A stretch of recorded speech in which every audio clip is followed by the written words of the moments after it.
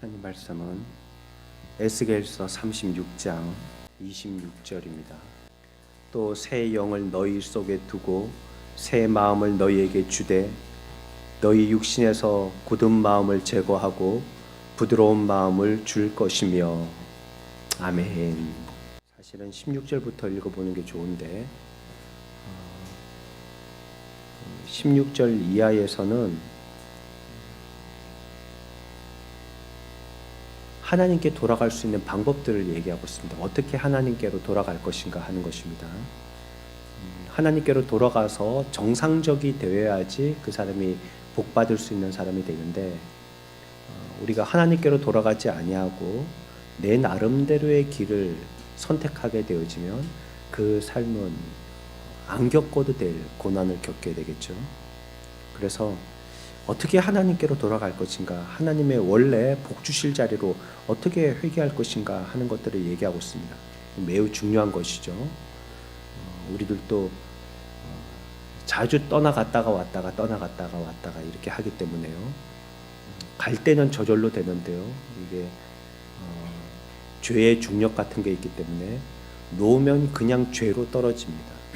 우리가 아무것도 안 하면 우리까지 지금까지 지켜왔던 신앙생활을 유지하는 게 아니고 아무것도 안 하면 그대로 그냥 떨어지고 맙니다. 그래서 자꾸 우리는 하나님에게서 그 사이가 틈이 멀어지고 벌어지게 될 때에 다시 돌아가려고 이게 힘이 있어야지 그렇게 되겠는데 어떻게 할 것인지를 얘기하는 것입니다. 첫 번째 우리들에게 반드시 필요한 전제는 먼저 죄사함 받아야 된다라고 얘기합니다. 하나님께 돌아가는 자는 죄사함 받아야 되는 것입니다. 하나님과 화목하게 되고 우리의 죄악과 허물이 도말되는 것입니다. 도말이라는 뜻은요, 페인트로 칠해서 그 밑바탕이 보이지 않도록 한다는 그런 뜻입니다. 색을 칠한다, 도색하다, 이런 말입니다. 우리가 수채화 같은 거는 밑바탕이 조금 드러나도록 이렇게 채색을 하기도 하지만 유화 같은 거 보면요, 밑에 무슨 바탕으로 그렸는지 안 보일 정도로 위에 거의 떡이 되다시피 이렇게 막 붓으로도 칠하고 또 이렇게 주걱으로도 문지르고 해가지고 아주 두텁게 색을 묻혀내죠. 이런 거 얘기하는 겁니다. 그게 도말하다입니다. 그러니까 우리가 하나님 앞에 불목되어진 이 관계, 또 우리의 죄와 우리의 잘못들, 이런 것들이 도말되어져야지만, 다 덮여져야지만 색깔이, 우리의 밑바탕의 죄악의 색깔이 드러나지 아니해야지만 하나님께로 돌아오게 된다는 겁니다. 이 일이 없이는 하나님께 돌아올 수 없습니다. 이건 첫 번째고 가장 중요한 겁니다.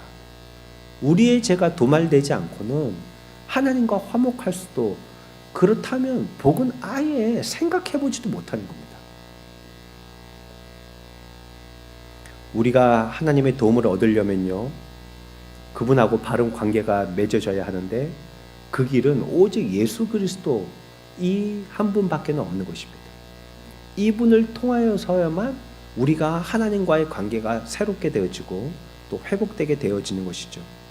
주 예수 그리스도 안에 있는 이 길뿐이라고 성경은 단정 짓습니다. 오직 우리들에게는요, 중보자는 이 한 분밖에 없다고 말씀하시죠. 이게 초보입니다. 이게 가장 기본입니다. 이게 우리가 어떻게 하고 저렇게 하고 그런 것들은 이게 안 되면 안 돼요. 기본적으로 이 일이 되지 아니하면요, 다른 거는 될 수가 없는 겁니다. 그래서 가장 기본적인 것이고 가장 초보적인 것, 이것이 바로 하나님과 우리와의 불목의 관계, 우리의 죄악의 것들, 또 우리의 허물의 것들이 다 도말되어져야 한다는 것입니다. 여기에 동의되지 않고요, 이 일로 통하여서 효과를 보지 않은 사람은 그 다음 단계는 갈 수가 없는 겁니다. 다시 말해서 자신이 하나님 보기에 악한 죄인이란 걸 깨달아야 됩니다. 오늘날 시대는요, 너무도 우리 주변에 있는 사람들에 대한 관심이 쏟아져서 그 사람들이 뭐 하고 있는지에 대하여서 우리의 에너지를 많이 소모합니다. 나에 대한 생각보다도요, 그 연예인, 그 사람이 어쨌다더라, 그 사람이 어디 법적 무슨 다툼을 벌였다더라, 그 연예인이 자기 부인하고 이혼했다더라, 이런 거라든지, 아니면 무슨 재산 소송을 걸었다더라든지. 그러니까 거의 다른 사람들 얘기잖아요. 신문 뉴스에 보면 거기 내 얘기가 어디 있습니까? 근데 그게 끊임없이 쏟아져 나오거든요. 하루에도 신문지면이 모자랄 정도로 쏟아져 나오거든요. 이 세상은 그래서 나 자신에 대해서 집중할 수 있는 기회를 많이 빼앗아 갑니다. 나를 생각할 시간, 여지가 없어요. 여러분들 오늘 하루도 자기 자신에 대해서 한번 생각해 보신 적이 있으신가요? 나 자신에 대해서 말이죠. 나는 오늘 뭐 했나? 어떤 사람인가? 또 내가 한 게 바른 건가? 잘했나? 이 자기 자신에 대해서 생각해 보았나요? 우리들은요, 하나님이 보실 때에 절망적이고 더러운 죄인이라는 자기 인식이 분명히 있어야 되는 거예요.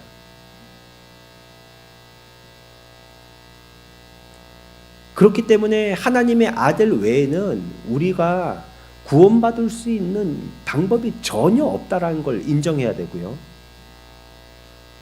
내가 구원받지 못한 것은 예수 그리스도를 죽이면서야 겨우 구원받을 수 있는데, 그만큼 우리의 죄는 악독하다는 것도 기억해야 합니다. 얼마나 지독한 죄들을 우리가 안고 있었는지, 하나님의 아들을 죽이지 않으면 해결이 안 되는 죄를 저질렀었어요. 근데 이걸 알지 못하면 어떻게 했습니까? 하나님 앞에 나가지 않겠죠? 그러면 예수 그리스도라는 길을 통하여서 구원을 해결해 보려고도 하지 않겠죠? 그러면 하나님은 더 이상 해주실 수 있는 게 없는 겁니다. 죄인된 자기 인식이 없이는요, 하나님이 그 다음에 무슨 복을 주시고 어떻게 해결해 주시고 그런 걸 할 수가 없어요. 그러니까 우리에게도 먼저 요청하시는 것이 죄 고백하라고 요청하시잖아요. 그래야지만 네가 구원받고 관계 개선이 된다 말씀하고 있거든요. 그러니까 내가 먼저 이러한 아주 저질적이고 더럽고 추악한 죄인이라는 걸 알아야 됩니다. 그러니까 여러분들이 누구를 보고 욕하는 사람들 있잖아요. 우리 한국 사람들은 정치인들 욕하기를 좋아하는데, 그렇죠? 예전에 말씀드린 것처럼 중국 사람들은 중국 자기 축구 선수들 욕하기를 좋아한대. 다른 거는 욕하면 잡혀가는데 자기 축구 선수들 욕하는 건 안 잡혀간대. 그러니까 하여튼 경기장에 갈 때부터 우리가 질 건 뻔한데 이러고 경기장에 간다는 거예요. 그리고 한 골 먹으면 거기다 대놓고 막 이욕저욕 쏟아붓는다는 거예요. 그래, 우리들은 다른 사람들이 잘못했을 때 그 잘못들에 대해서 꼬집고 그 죄를 정죄하고 막 욕하고 하는데요. 그런데 사실 그걸 뒤집어 놓고 보면요, 저나 나나 별 다를 게 별로 없어요. 크게 차이가 안 나요. 내가 그 자리에 안 가서 그렇지, 내가 갔으면 더 할 놈이지, 내가 그럴 기회가 없어서 그렇지, 내가 그런 기회가 있었으면 더 말아먹을 놈이고, 더 처참하게 만들고, 더 비참하게 만들고, 더 상실케 만들고, 더 미워하게 만들고, 더 원수지게 만들고, 나는 훨씬 저보다도 더한 자인 줄 알아야 돼요. 우리가 서로를 인식하는, 자기를 인식하는 방법이 서로를 통하여서 자기를 인식하게 되거든요.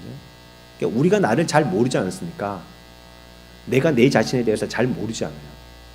그러니까 어떻게 합니까? 다른 사람을 통해서 나를 알게 되는 겁니다. 그러니까 여러분들 주변에 많고 많은 사람들이, 이렇게 다양한 사람들이 있잖아요. 남자도 있고 여자도 있고 젊은 사람도 있고 나이 드신 분도 있고, 또 안경 낀 사람, 안경 벗은 사람, 머리가 뒤로 넘긴 사람, 앞으로 내린 사람, 내성적인 사람, 외향적인 사람, 여러 가지 자기 스타일이, 양식을 좋아하는 사람, 한식을 좋아하는 사람, 여러 스타일들이 있지 않습니까? 그런 사람들의 다양한 우리의 모임을 통해서 예배 공동체로 만들어 두신 것은 그 사람들 통해서 나를 보라는 겁니다. 안 그러면 나를 못 보니까. 나 자신을 확인할 수 있는 방법이 없으니까 그 사람을 통해서 반면교사 삼으라는 겁니다. 그래서 우리는 어느 누구에게도 손가락질할 수 없어요. 사실은. 하나님이 그 사람 통해서 나에게 말씀하시는 거기 때문에 그래요. 이게 시작점이거든요. 이게 출발점입니다. 이게. 사람들이 내세우는 다른 관계 있죠. 그건 전부 가짜입니다. 이 관계가 우선하고 이 관계가 제일 먼저 해결해야 급선무입니다. 그리고 가장 중요한 관계입니다. 이 관계가 해결되지 않은 다른 것들, 뭐 그래갖고 그 사람들하고 잘 지내보자든지, 뭐 국가 간에 뭐 신뢰를 회복해보자든지, 뭐 그래가지고 서로 조약을 맺어보자, 그거 전부 다 가짜입니다. 그러니까 해보나 마나 얼마 못 가서 또 깨지고 뒤집어지고 또 원수되고 그럽니다. 우리가 뭐 북한하고 한두 번 해봐갖고 한두 번 속아봤습니다. 사인하면서 땅굴 파는데 걔네들은. 그러니까 우리가 그렇다라고 생각되어지는 이런 일들이 보면 하나님과의 관계에서 개선되어지는 이 굳건한 새로운 관계 개선, 이것이 이루어지지 않고서는 다른 것은 전부 허무한 것들입니다. 제일 먼저가 무엇이냐면 하나님과의 우리와의 이 관계입니다. 이 관계. 이것이 첫 번째입니다. 그런데 이제 성경은요, 우리에게 그것에서 그치게 하지 않으신다는 거예요. 이스라엘 민족들을 출애굽시키셨잖아요. 그러고는 어떻게 됐습니까? 여러분도 한번 기억을 되살려 보십시오. 출애굽시키신 다음에는 어떻게 했습니까? 이스라엘 민족들이 어떻게 됐죠? 이스라엘 민족들이 어떻게 됐습니까? 오늘은 뭐 주일 예배 시간이 아니니까 자유롭게 얘기해 보십시오. 어떻게 됐습니까?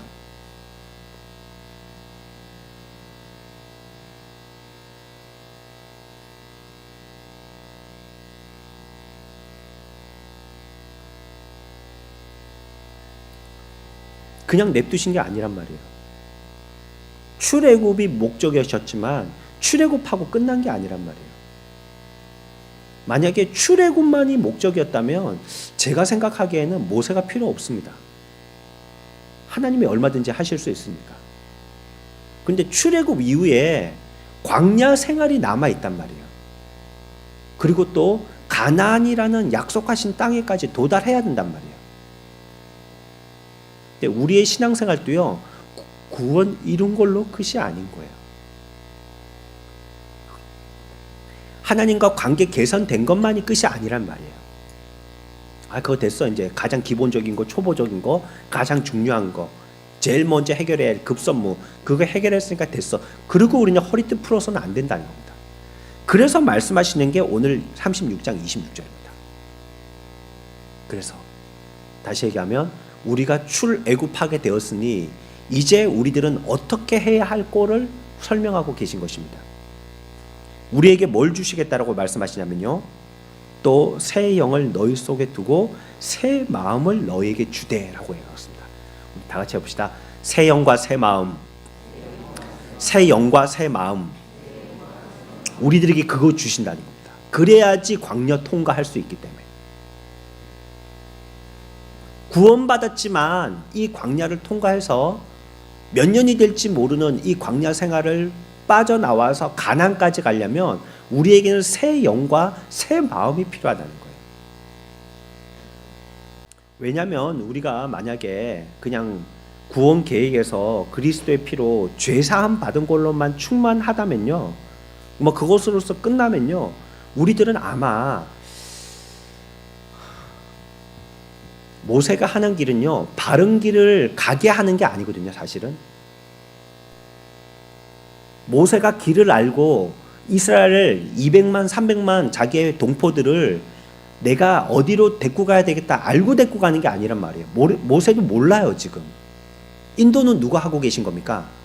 하나님이 하고 계시잖아요. 자기는 지금 어디로 가는지 모르는 거예요. 그럼 모세의 역할이 뭐였을까요, 여러분? 예? 모세가 그들 민족 가운데 왜 필요했을까요?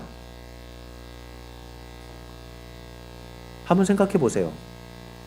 하나님이 능히 그들을 뽑아내실 수도 있고 한데, 그리고 하나님이 구름 기둥으로 불 기둥으로 다 인도해서 어디로 가야 될지 길을 갖다가 제시해 주시는데, 그럼 모세는 뭐 꼬다난 보리자루예요? 뭐예요? 모세의 역할은요, 다시 애굽으로 못 돌아가게 하는 겁니다. 그게 모세의 역할입니다. 출애굽 시켰어요. 모세가 없다고 봐요. 예를 들어서 이스라엘 민족들이 출애굽했는데 이제 나왔어요. 그 홍해 앞에까지 왔어요. 홍해 앞에까지 왔다고요.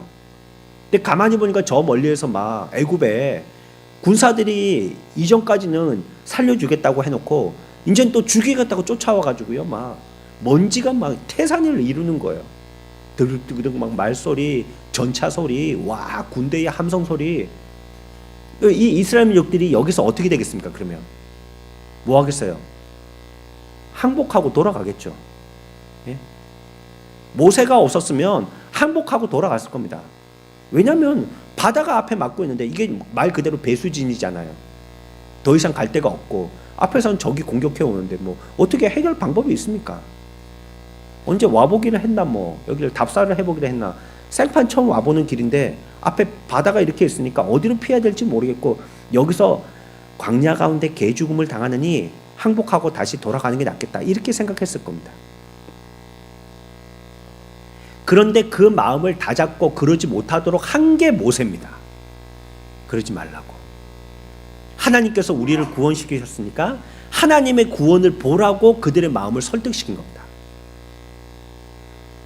그러니까 우리에게는요, 끊임없이 다시 애굽으로 회개하려고 하는 본능들이 자꾸 있단 말이에요. 자꾸 돌아가려고 한단 말이에요. 아니, 이렇게 놓으려고 한단 말이에요. 자꾸 이렇게. 이 들고 있으면 힘드니까. 아니, 이게 들고 있는다는 게 에너지가 필요한 거잖아요. 그러니까 이걸 갖다가 들고 있지 못하고 그냥 이게 놓으려고 한단 말이에요. 자꾸 이렇게. 이건 쉽거든요. 놓아버리면 저절로 내려가니까. 이게 쉬운 거니까 이걸 택하려고 한단 말이에요. 근데 모세는 그걸 못하게 했다는 겁니다. 돌아가지 마라. 끝까지 붙들어라. 이걸 했다는 것이에요. 구원만으로 끝났다면 아마 이들은요, 매번 이전 자리로 다시 돌아갔을 것입니다. 출애굽한 이스라엘을 가나안에 데리고 오셔서도요, 그들을 가만히 내버려 두셨다면요, 모든 상황은 원점으로 다 돌아갔을 것입니다. 뭐 했겠습니까? 가나안 다른 죽이지 않고 쫓아내지 않은 다른 잡족들과 함께 섞여갖고 이전에 그들의 토착민들이 섬겼던 우상 같이 섬기고 난리가 났었겠죠. 근데 하나님은 그런 식으로 구원하지 않으신다는 겁니다. 자, 이제 내가 구원을 시켜줬으니까 너희들이 알아서 해라. 응? 내가 정말로 중요하고 기본적인 거 구원은 내가 시켜줬다. 그렇지만 이제부터 살기는 너희들이 정신 바짝 차리고 살아야 된다. 이렇게 안 하셨다는 거예요. 구원도 시키시고요, 그 이후에 그 사람들이 그 광야나 가나안에서 어떻게 살아야 될 것도 말씀하셨다는 거예요. 그게 뭐냐면 새 영과 새 마음을 주신 겁니다. 그런 삶을 살 수 있도록. 이 시대에 우리들에게 말씀하시는 게 그겁니다. 새 영을 주시고 새 마음을 주시는 것은 다시 돌아가지 않도록 하려고 하는 겁니다. 우리가 이 마음이 없으면 자꾸 돌아가려고 하니까. 과거를 회상하고 예전이 좋았다라고 얘기하게 합니다. 그때가 평안했고 그때가 훨씬 행복했다라고 얘기합니다. 그때가 마음 편했고 그때가 안전했다라고 얘기합니다. 그때는 이렇게 자유는 없었지만 그래도 조금 속박 속에서도 우리의 코에서 부추와 고기 냄새가 날 정도로 안락한 삶을 살았다라고 얘기하고 그때로 돌아가고 싶어들 하는 거예요. 그 우리의 본성은 다 그런 겁니다. 다 예전으로 자꾸 돌아가려고 하는 거예요. 그때가 편했고 그때가 익숙하니까 말이죠. 하나님의 작정은요, 그분이 구원하신 그 작정대로 반드시 분명하게 철저하게 다루어 나가십니다. 죄사함을 통하여 가지고 하나님과 화목되어진 이 첫 단계에서 그냥 끝나고 멈추지 않으신다는 겁니다. 그 다음에 두 번째 단계로 가신다는 거예요. 그래서 우리가 두 번째 단계에서 우리의 기본적으로 자꾸 원래의 죄악의 모습으로 회개하려고 하는 이걸 고치신다는 겁니다. 못 돌아가게 해야 되니까 돌아갈 마음을 고치신다는 거예요. 자꾸 애굽으로 돌아가려고 하니까, 그때를 추억하고 그때가 좋았다고 자꾸 돌아가려고 하니까 그런 마음을 고치신다는 겁니다.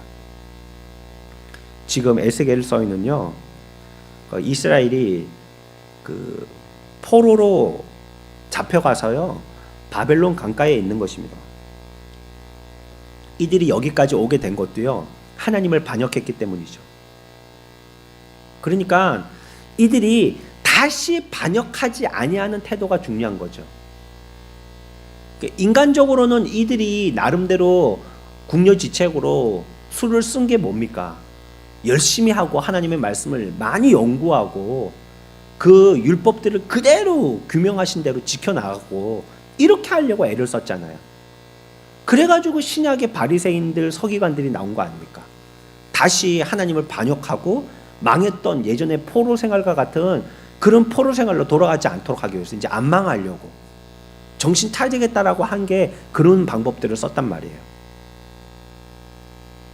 하나님은 그렇지만 인간의 방법이 아닌 하나님의 방법으로요 우리의 본성 가운데 있는 잘못된 거요, 처음에 말씀드렸던 것처럼 하나님을 복을 받는데 방해되게 하는 거예요. 우리에게 주신 생명을 누리지 못하도록 하는 거예요. 이런 가로막는 문제들을 갖다가 해결하고 바로 잡아주시려고 하시는 겁니다.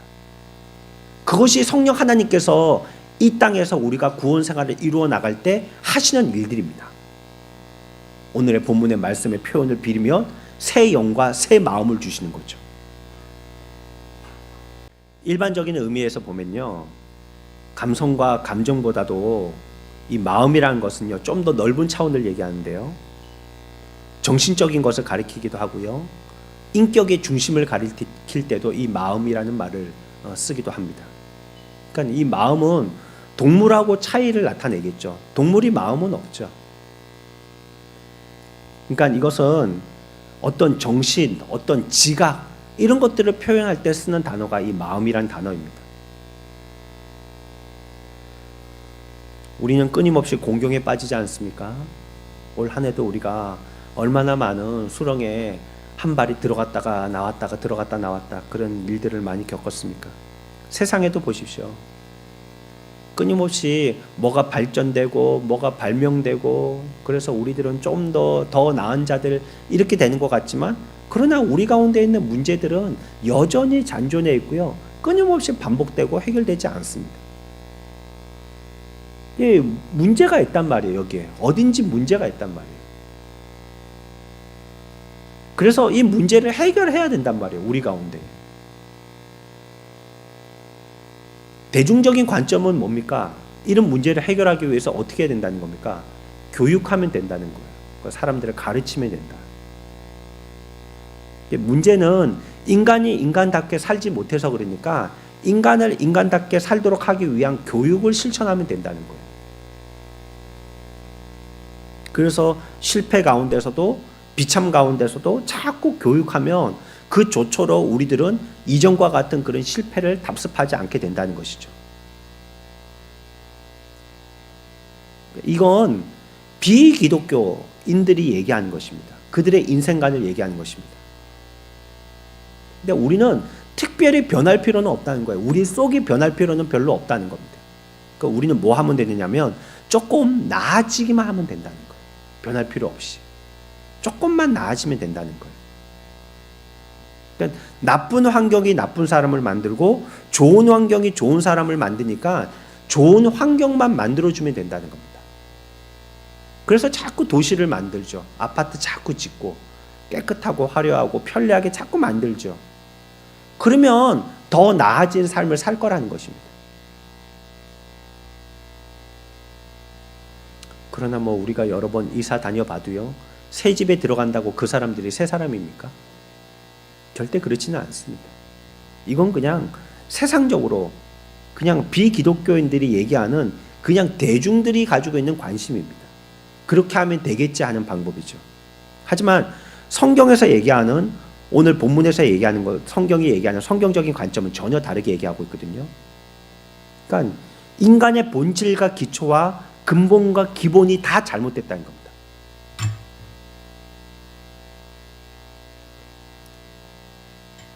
우리의 중심이 다 잘못됐다는 거예요. 몇 가지를 고쳐서 수정해서 쓸 수 있는 게 아니고요. 이 안에 있는 기본이 다 잘못됐다는 거예요. 우리는 그런 자예요. 누구보다 더 낫고 누구보다 뭐 못하고 그런 게 아니고 다 똑같아요. 다 그런 부패한 자들이에요. 누가 누구를 가르칠 수 있다는 얘기예요. 누가 누구보다 낫다는 얘기예요. 누가 누구를 판단할 수 있다는 얘기예요. 못해요. 우리는 다 비슷한 자들이거든요. 그래봤자 겉으로잖아요. 그게 겉으로. 공부 좀 했다고 하는 사람은 그 겉으로잖아요. 겉으로. 그 속이 그런 건 아니잖아요. 돈 있다는 거는 겉으로잖아요. 그게 속이 돈 때문에 뭐 자기의 삶이 혁신적으로 변화되고 그거 아니잖아요. 뭐 젊다 그것도 겉이잖아요. 겉. 속이 어떤 사람인지는 모르잖아요. 그게.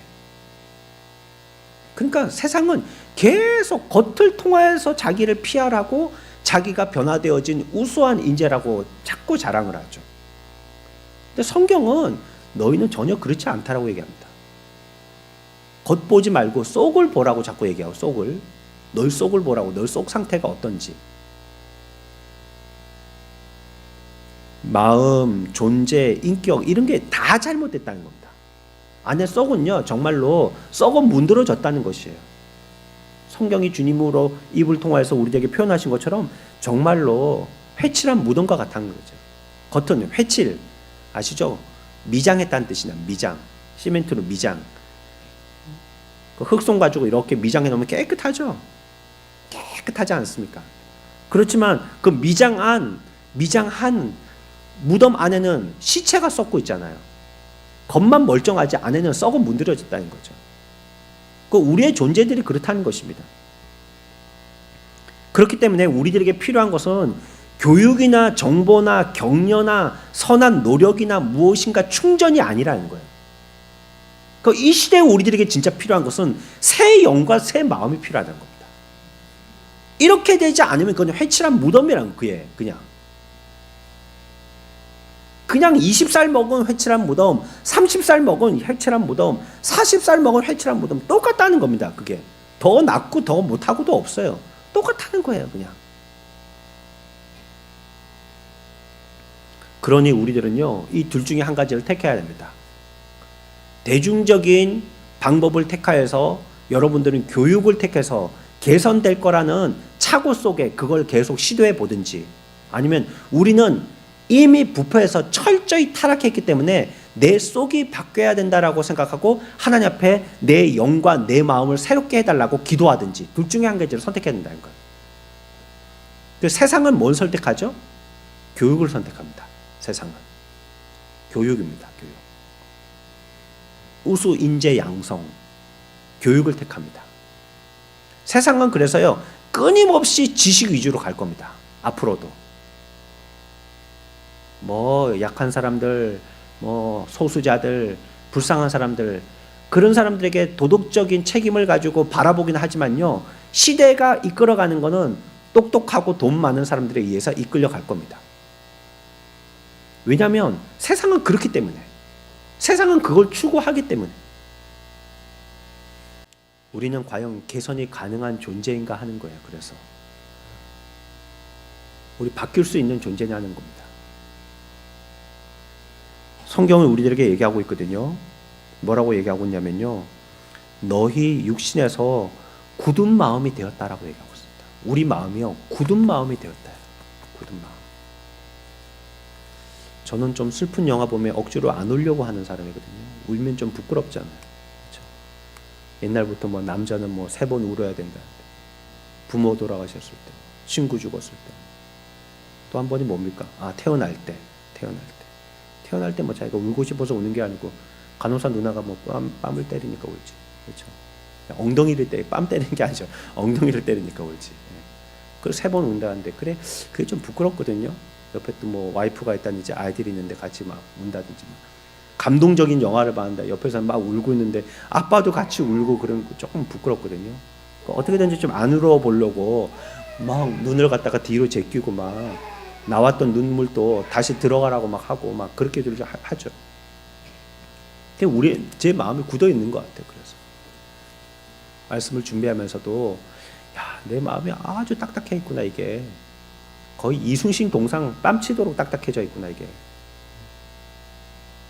뭐 바늘도 안 들어가고 돌로 던져도 안 깨지고 이건 뭐 전기톱으로 썰어야 되겠나 싶을 정도로 단단해져 있는 게 제 마음이라고 생각되어지는 거예요. 그래서 너 육신에서 굳은 마음을 제거하고 부드러운 마음을 준다라고 성경은 얘기하고 있습니다. 이게 뭘 얘기합니까? 우리의 마음이 기본적으로 잘못되어 있다는 겁니다. 저도 여러분들을 위로하고 싶습니다. 저도 말씀을 통해서 위로받고 싶습니다. 그러나 우리의 실상을 바르게 파악하지 못하고 내가 이것을 통해서 개선되지 않는다면 그런 말은 정말로 입 빨린 소리가 되고 말 겁니다. 그게 무슨 소용이 있겠어요? 해봤자 진실된 복이 안 되는데. 자기가 그런 사람에 대해서 바뀌어가지고 하나님의 복을 받을 만한 사람이 되지 못한들 다른 사람들이 아무리 그 사람이 복 받을 사람이라고 얘기해봤자 그 복이 자기 복이 됩니까? 자기하고는 소용없는 얘기가 되는 것입니다. 성경은 우리 마음이 굳었다는 거고요, 우리의 마음이 완고하다라고 얘기합니다. 성경 좀 찾아봅시다. 히브리서 4장 7절 한 절만 같이 읽습니다. 시작.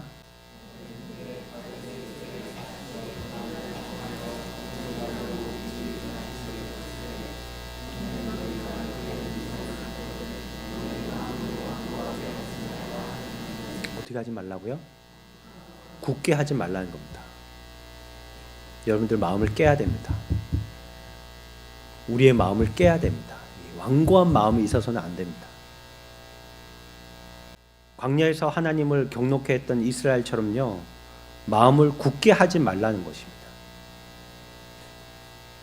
하나님께서는 애굽에서 종살이했던 이스라엘을 하나님의 놀라운 방법을 통하여서 구속해서 약속의 땅 가나안으로 들어가게 하셨습니다. 그런데 참 비극은 뭡니까? 그렇게 하나님의 놀라운 섭리로 구속받은 이스라엘 민족들이 출애굽한 세대는 한 명도 가나안 땅에 못 들어갔다는 겁니다. 그렇게 어렵게 구출받아 놓고도 그렇게 하나님의 여러 가지의 이적과 기적을 통해서 죽을 뻔했던, 죽었다가 살아났다를 갖다가 몇 번이나 반복해서 겨우 목숨을 부지했는데, 그러나 그 사람들이 가나안에는 하나도 못 들어갔다는 거예요. 애굽에서 나올 때 성인으로 나온 사람들은 한 명도 못 들어갔다는 겁니다. 그 이유가 뭡니까? 그들의 마음이 굳어져 있기 때문입니다. 하나님 앞에서 우리의 마음이 완고한 태도를 보이기 때문이죠. 우리들의 마음이 부드러운 마음이 되어지고 또 가냘픈 마음들이 어쩜 되어져서 하나님의 말씀에 대하여, 그분의 인도에 대하여서 우리들은 예민하게 반응해야 되는데 우리가 그렇게 반응하지 못한 삶들을 산다는 것이에요. 오히려 다른 것에 더 예민한 반응들을 보이면서 산다는 것이죠.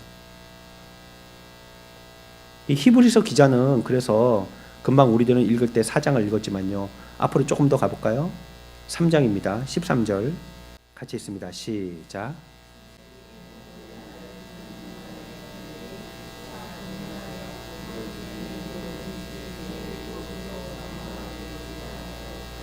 죄는 우리를 어떻게 한다고요? 완고하게 만든다는 겁니다. 그러니까 죄의 유혹으로 말미암아 완고하게 되지 않도록 하라는 건요, 죄의 유혹받으면 완고해진다는 것입니다. 우리의 마음이 굳어진다는 거예요. 우리의 마음이 단단해진다는 것입니다. 그러면 우리들은 죄로 말미암아 진리에 대해서는 영향을 받지 못한 사람이 되고 말죠. 우리 간이라는 게 그런 거 있잖아요. 약을 갖다가 많이 먹든지 막 그럴 때 이 간이 일을 많이 한단 말이에요. 해독을 시키느라고. 몸에 안 좋은 불순물 같은 거 간에서 이렇게 다 걸러주고 하는데, 이게 이제 제 역할을 못하고 염증이 생기고 자꾸 그러면 이제 감염이 되는 거고요. 그러면 이제 그 감염이 점점 더 짙어져 가지고 그게 물렁물렁하지 않고 딱딱하게 되면 그게 강경화가 되는 거고요. 그러면 이제 죽는 거죠. 간이 역할을 제대로 못하게 되니까. 총알을 맞아도요, 간에 맞으면 해결 방법이 없거든요. 간이 뚫리고 나면 피가 다 쏟아져서 죽는 겁니다. 뭐 다른 장기 같은 거는 떼내고 봉합하면 어떻게 사는 방법이 있는데, 간은 뚫어지면 해결 방법이 없어요. 그래, 우리에게 이와 같이 굳은 마음들이 있어서 이런 것들로 통하여서 우리가 자꾸 유혹받지 않도록, 죄에 유혹받지 않도록 하라, 성경은 얘기하고 있습니다. 처음 사람들 생각해 보세요. 처음 사람들. 그 사람들은요, 날마다 하나님의 음성에 귀 기울였습니다. 근데 마귀가 찾아왔죠. 하나님과 그들 사이를 가로막았습니다. 그리고 하나님을 의지하려고 하는 마음이 약해지도록 만들었습니다. 그러면서 처음 사람들의 마음은 어떻게 됐냐면 굳어지기 시작했습니다. 하나님께 대해서 부드럽지 않게 됐다는 거예요. 그래서 사탄 마귀의 얘기를 자꾸 듣다 보니까 도움을 얻는 것 같고 유익을 얻는 것 같았는데, 우리를 속여가지고요, 나중에는 보니까 하나님을 등지게 해버렸단 말이에요, 마귀가. 그 결과 처음 사람들은 어떻게 했습니까? 진리에 대해서는 아무 영향도 받지 못하는 상태가 되고 마는 겁니다. 그게 바로 굳은 마음이 된 겁니다. 진리에 대해서 전혀 반응하지 않는 자. 그러니까 말씀이 들어올 자리가 없어요. 사탄 마귀가 그 말로 그 마음을 얼마나 단단하게 만들어놨는지 강경화가 됐어요. 성경에 또 좋은 예화가 있습니다. 마태복음 13장 찾아봅시다. 마태복음 13장 3절 4절 예수님의 비유입니다. 이거는 예수님께서 직접 하신 예화입니다. 뭐라고 말씀하셨는지 한번 들어봅시다. 13장 3절 4절 같이 읽습니다. 시작.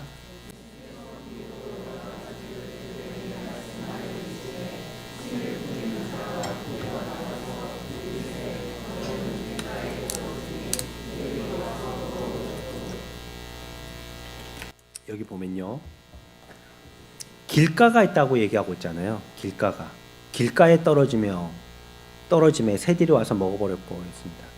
길은요, 제가 군대 생활할 때요, 저는 인천에서 군대 생활했는데요, 거기가 청라도가 있고, 영종도가 바로 코앞에 있고, 율도라는 섬이 있고, 고첨도 그런 예전에는 바닷가 한가운데 있는 섬들인데, 그 섬들을 이어서요, 땅을 갖다가 부어가지고 개간한 곳입니다.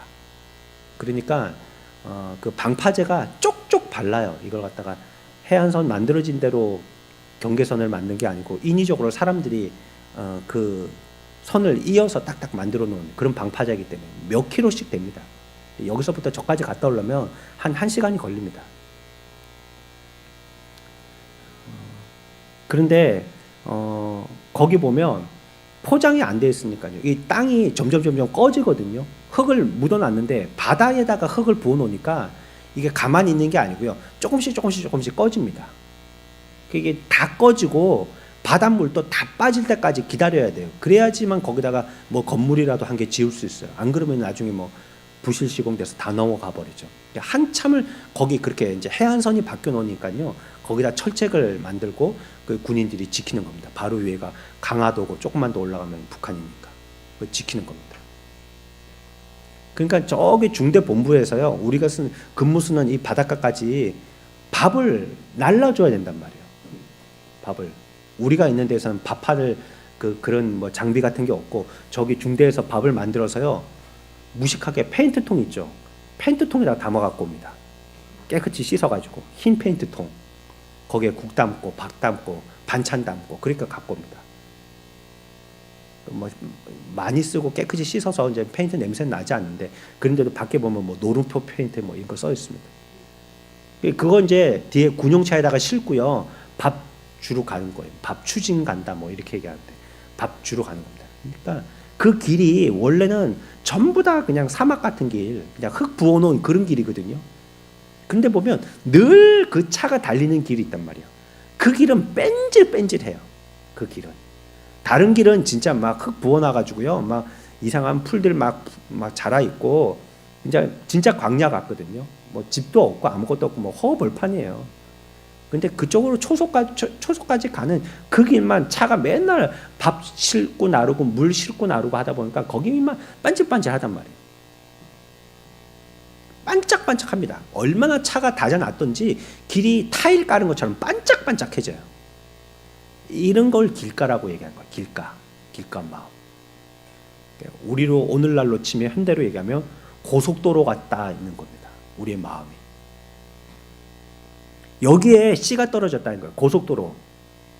고속도로 길에 씨가 떨어졌다는 거예요. 이 씨가 고속도로의 그 아스팔트나 시멘트를 뚫고 들어가지를 못하잖아요. 그러니까 길 위에 얹혀져 있습니다. 그럴 때 누가 와서 먹는다는 거예요?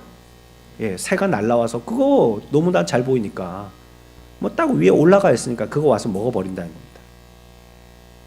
그러니까 이거는 아예 씨 뿌리지 않은 것과 똑같은 결과를 맞이한다는 겁니다. 왜냐하면 뿌려봤자 다 먹어버리니까, 아무것도 없어지니까. 안 뿌린 거나 뿌렸다가 새가 먹어버린 거나 결과적으로 고속도로 위에는 씨가 없기는 마찬가지거든요. 여기에 대해서 주님은 이렇게 해석하십니다. 13장 19절입니다. 13장 19절입니다. 같이 읽습니다. 시작.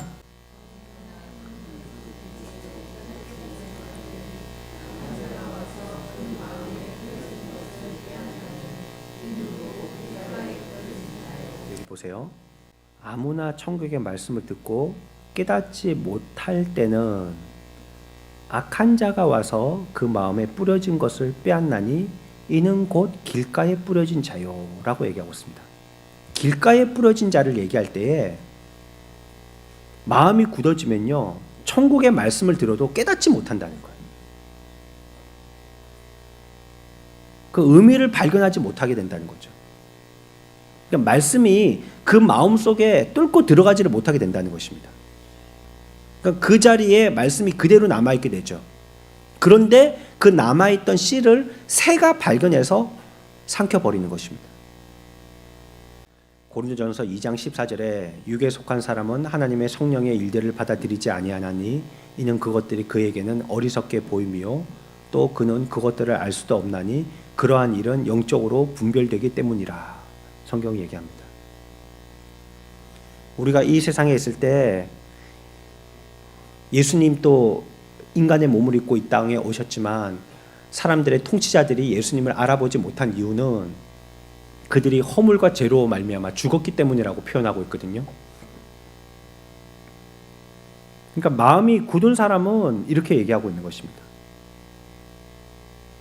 하나님께서 사계절을 다루시지만 해로 낯을 또 낮을 또 달로 밤을 주관하게 하시지만 말이죠. 세상 사람들은 그걸 모른단 말이에요. 그걸 보고 그게 하나님이 하시는 건지 모른단 말이에요.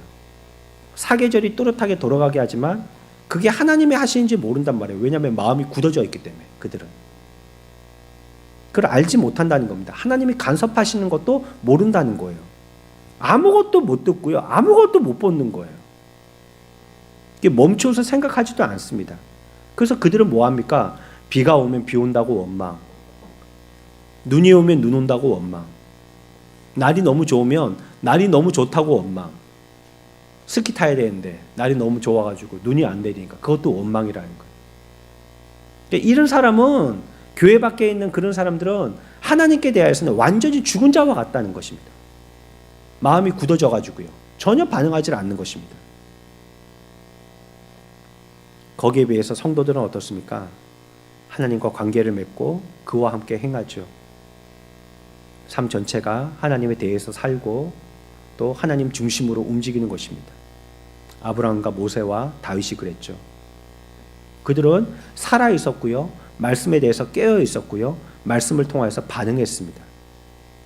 하지만 믿지 않는 자들은 하나님에 대해서 완전히 자기가 죽은 것과 같이 존재하지 않는 것처럼 하나님에 대해서 전혀 의식하지 않고 그냥 자기 나름대로의 동떨어진 삶을 사는 겁니다. 하나님은 하나님이고 나는 나예요. 그냥 하나님을 하나도 인식하지 못하는 겁니다. 왜요? 마음이 굳어져 있기 때문에 그렇습니다.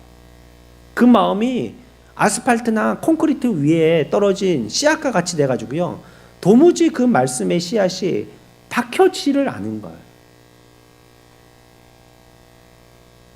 이건 하나님의 존재에 대해서만 죽은 것 같은 게 아니고요. 그 영혼도 죽은 것 같이 되는 것입니다.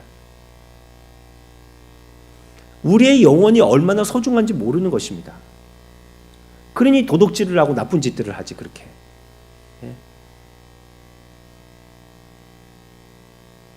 자기 속에 있는 영혼이 얼마나 소중한지를 모르는 겁니다. 우리가 뭘 손해봐야 될 것이냐, 육신을 손해봐야 될 것이냐, 영혼을 손해봐야 될 것이냐, 그 소중성을 모른다는 거예요. 교회 밖에 있는 사람들은 뭘 선택할까요? 어떤 손해를 선택할까요? 분명히 영혼의 손해입니다. 영혼을 모르니까.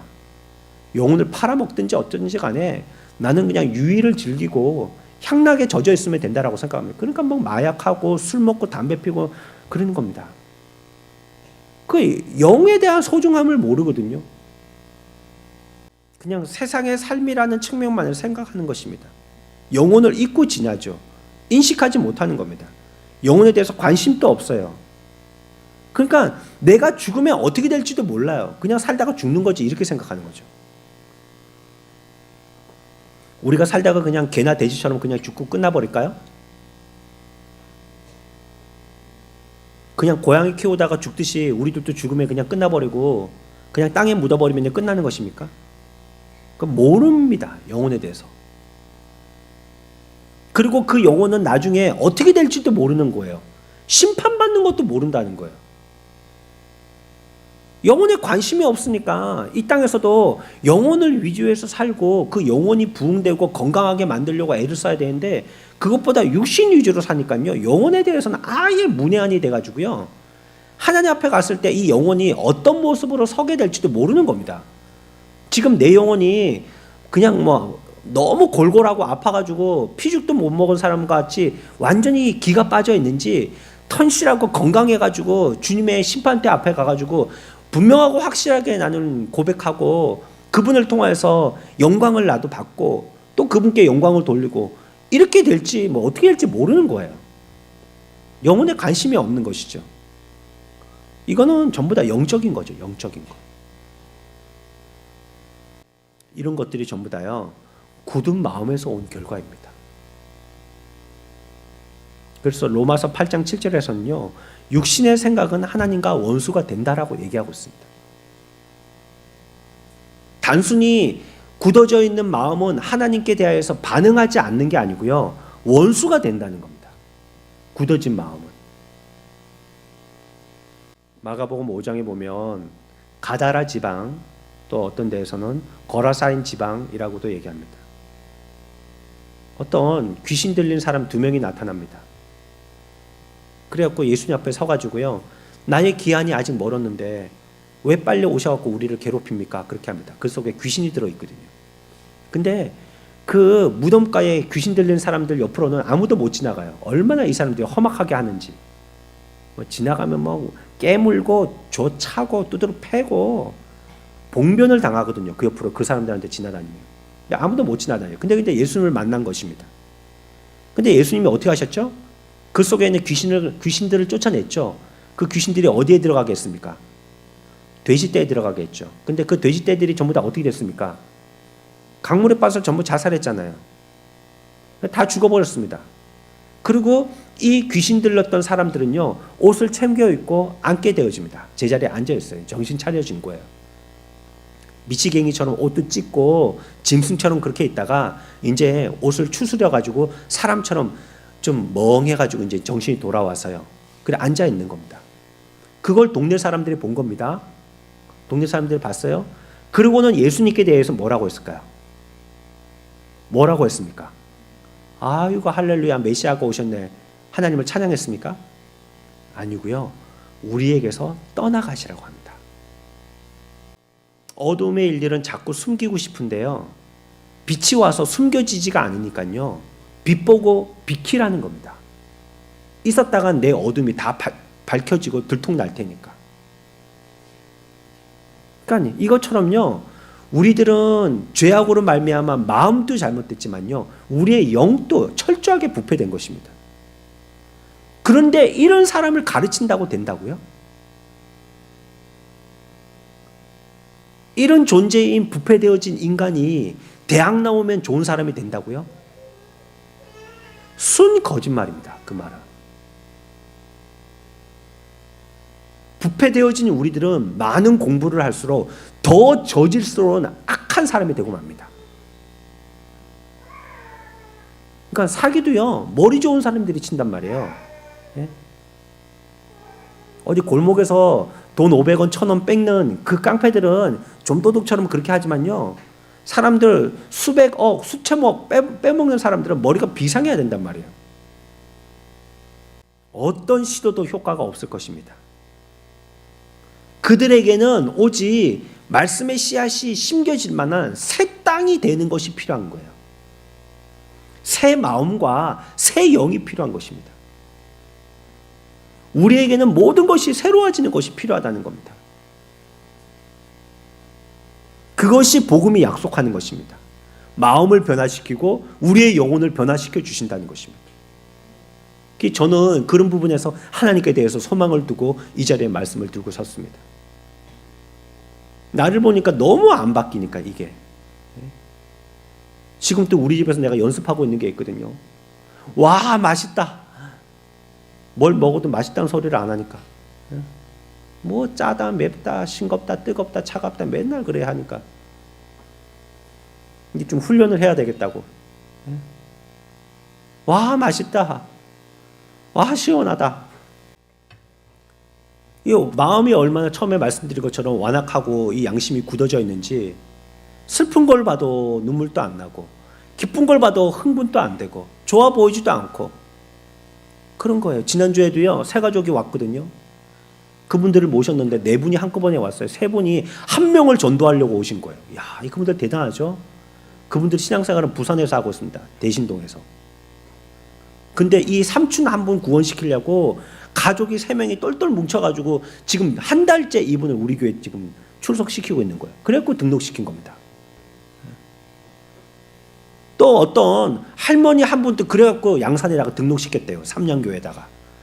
양산에서 제일 큰 교회거든요. 그분은 큰 교회 갈란다 그래갖고 삼양교회 등록시켰대요. 이분은 작은 교회 갈란다 그래갖고 우리 교회 보냈고요. 우리 교회 등록시켰다는 겁니다. 어떤 전도사님이 소개해 줬다는 거예요. 이 창원에 있는 어떤 여자 전도사님이 우리 교회 좋은 교회라고. 그분 밥을 사드리고 싶어갖고 누군지 물어봤는데 모르겠대요. 이름은 모르겠대요. 양곡교회 어떤 아는 분을 통해 가지고 소개받은 그런 전도사님인데 우리 교회를 가라고 했다는 거예요. 그분들이 이 우리 교회로 오기까지 많은 노력과 애를 쓴 거예요. 한번 애를 써본 겁니다. 시도를 해본 것입니다. 힘써 본 거죠. 지금까지는 몇 번 해보고 해다가 안 되고 다시 물러가고, 댁은 저쪽에 주상가 있는 데 있죠. 대동백화점 있는데 댁이 거기거든요. 거기서 이까지 오시는 거예요. 그 지나가는 길에 큰 교회가 얼마나 많은데 그래 우리 교회까지 오신 거예요. 그 노력해도요, 이전에는 시도한 그 시도에 대한 효과를 못 본 겁니다. 그러나 이렇게 가족들이 한 마음이 되어지고 기도하고 그 영혼에 대해서 귀한 생각을 가지고 애쓸 때 이제서야 비로소 효과를 보게 된 것이죠. 예수 그리스도의 복음이라는 것은 무엇입니까? 모든 것이 새롭게 되어지는 하나님의 기적인 것이거든요. 사람을 개선시키는 게 아닙니다. 새롭게 만드는 것입니다. 내가 하나님 앞에 오늘 간구하고 기도하는 것은요, 하나님 나를 조금 바꾸게 해달라는 게 아닙니다. 나를 완전히 변화시켜달라고 기도하는 겁니다. 저와 여러분들이 2024년보다도 25년이 좀 더 나은 사람으로 되도록 기도한다면요, 우리는 대중적인 관심의 목적을 둔 기도를 하고 있는 것입니다. 그래가지고는 안 되는 거예요. 그게 조금 바뀌고 조금 배우고 조금 알아가지고는 안 된다는 겁니다. 성령이 우리들에게 요청하고 우리들에게 진짜 필요한 것은 우리 굳어져 있는 이 마음이 새롭게 되는 거라는 거예요. 우리의 영이 새롭게 돼야 된다는 겁니다. 이것이 되지 않고서는 25년을 살아도 또 24년과 마찬가지라는 거예요. 우리들은 거기에 대해서 만족하고 살겠죠. 24년보다 뭔가 한 게 더 한 것 같으니까. 조금 더 다녔으니까 교회를. 그리고 아는 사람들이 조금 더 늘었으니까. 또 종교적인 몇 가지 단어 들어갔다가 몇 가지 또 암기했으니까 내가 조금 나아진 것 같단 말이에요. 이 다분히 대중적인 관심에 그들의 변화되려고 했던 교육과 뭐가 다르냔 말이에요. 우리의 삶은 성령을 통해서 전격적으로 변화되어야 되는 것입니다. 우리의 영을 새롭게 변화시키신다는 그 약속이 우리 가운데 이루어져야 되는 것입니다. 그러니까 우리가 이것을 소원해야 되는 것이에요. 이거는 하나님 외에는 누구도 할 수 없는 것입니다. 예레미야 13장 23절 우리가 예전에 말씀을 통해서 찾아봤죠. 구스인이 그 피부를, 표범이 그의 반점을 변하게 할 수 없다라고 얘기합니다. 태어날 때부터 본색인데 그걸 어떻게 바꾸냐는 거예요. 우리가 지금까지 새 마음을 가져보려고 애썼습니다. 성경에 관심을 가져보려고 애썼어요. 기도하는 사람이 되보려고 애썼다는 말이에요. 좋은 사람, 잘 믿는 사람 되보려고 애썼다는 거예요. 그걸 하면 할수록 우리들에게 더욱더 절감되는 건 뭡니까? 얼마나 우리들이 그거 하기에 불가능한 존재들인 것을 더욱 절감하게 된다는 거예요. 그 마음을 새롭게 할수록, 매해마다 다짐할수록 나는 그렇게 될 수 없는 존재라는 걸 처절하게 느끼게, 그리고 실패감을 느끼게 된단 말이에요. 나는 안 되구나. 해봤자 작심삼일이구나 이걸 처절하게 느끼게 되지 않습니까? 그런데 감사하게도 성경은 뭘 얘기하냐면요, 우리에게 새로워질 것을 요구하는 게 아니라는 거예요. 다시 봅니다. 오늘 읽었던 말씀입니다. 26절 같이 봅니다. 시작.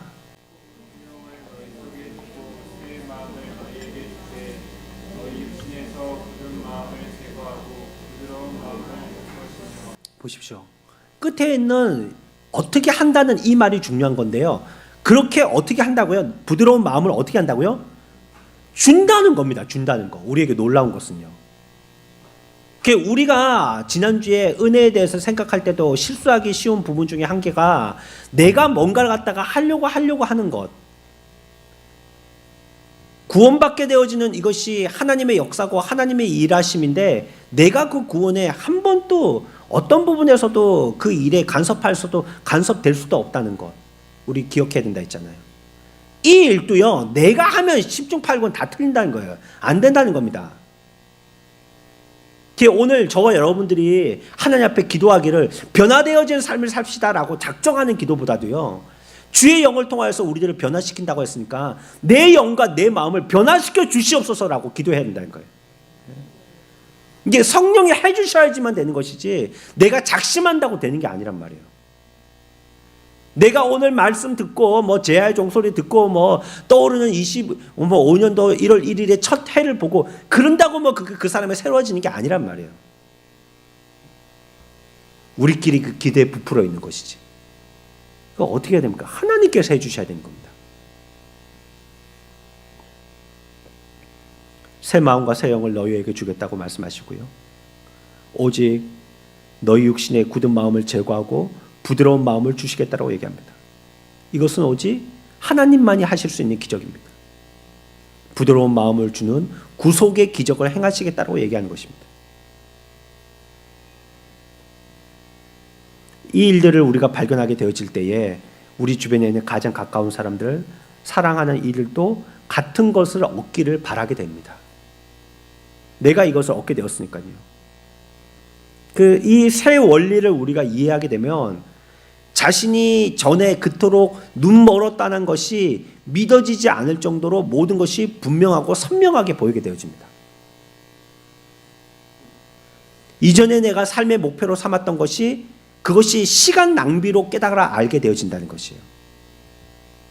오히려 이전에 어리석고 지루하다라고 생각했던 것이 유일하고 중요하다라고 깨닫게 되어진다는 것이에요. 우리의 정신이 새로워진다는 것입니다. 우리는 이 지식에 이르렀습니다. 그리스도의 마음을 얻은 자가 된 것입니다. 우리의 영도 더 이상은 하나님을 대적하지 않습니다. 무엇보다도 하나님을 열망하고요, 하나님을 사랑하고 하나님의 뜻을 알고 행하기를 열망하는 것입니다. 그를 영화롭게 하기를 열망하는 것입니다. 하나님이 변화시킬 수 없을 정도로 절망스러운 사람은 없습니다. 아무리 밑바닥에 떨어진 사람이라 할지라도, 돌처럼 굳어있는 완고한 마음의 사람이라 할지라도 하나님은 다 녹이실 수 있고 다 제하실 수 있고 하나님은 얼마든지 부드러운 마음을 주실 수가 있는 것입니다. 구원은 하나님의 일입니다. 그 능력은 하나님에게서 나오는 것입니다. 지난 세월 내내 그렇게 해오셨고요. 지금 또 그렇게 하고 계시고 택한 자에게는 앞으로도 그렇게 행하실 것입니다. 우리의 마음은 굳어 있습니까? 부드럽습니까? 여러분들의 영은 굳어 있습니까? 부드럽습니까? 오늘날 하나님과 그의 모든 선물과 영광에 예민하게 살아있는 부드러운 마음, 새 영을 주시겠다고 말하는 복음을 듣고 우리들은 완전한 변화를 끼쳐야 될 것입니다. 여러분들에게 높아심에서 말씀드립니다. 이 말은 절대 여러분들을 정죄하려고 하는 것이 아닙니다. 여러분들의 마음은 굳어져 있죠? 이걸 얘기하려고 하는 것이 아닙니다. 절망감에 빠지지 마십시오. 절망은 사탄이 주는 것입니다. 문제는 저와 여러분들이 이와 같은 새 마음과 새 영을 원하느냐 하는 것입니다. 딴 데 관심을 기울여서 소원하는 게 아니라 진실된 하나님의 우리들에게 변화시켜 주시는 하나님의 능력을 믿고 원하느냐 하는 것이에요. 원하는 자에게는 영원한 소망으로 주실 것입니다. 그래서 우리가 해야 될 것이 하나님께 부르시는 것입니다. 우리의 굳은 마음을 제거하시고 부드러운 마음을 넣어주시기를 기도해야 되는 것입니다. 우리의 인생은 그런 자들입니다. 세상 사람들과 같이 저런 방법을 써서는 안 되겠고, 우리들의 존재는 어떤 존재라는 것을 성경을 통해서 알게 되었으니까요. 우리는 익히 알고 있고 우리가 부인하려고 외면할 뿐이지, 내가 어떤 존재인 것은, 죄에 찌들어 있는 나라는 것은 누구보다 내가 잘 알고 있습니다. 이런 나를 변화시킬 수 있는 것은 오직 하나님의 능력입니다. 내가 조금 더 한다고, 뭘 조금 더 변화시킨다고, 내가 조금 더 배운다고 그래서 그 사람이 나아지는 게 아니에요. 성령이 전격적으로 우리들을 변화시켜야지만 하는 것입니다.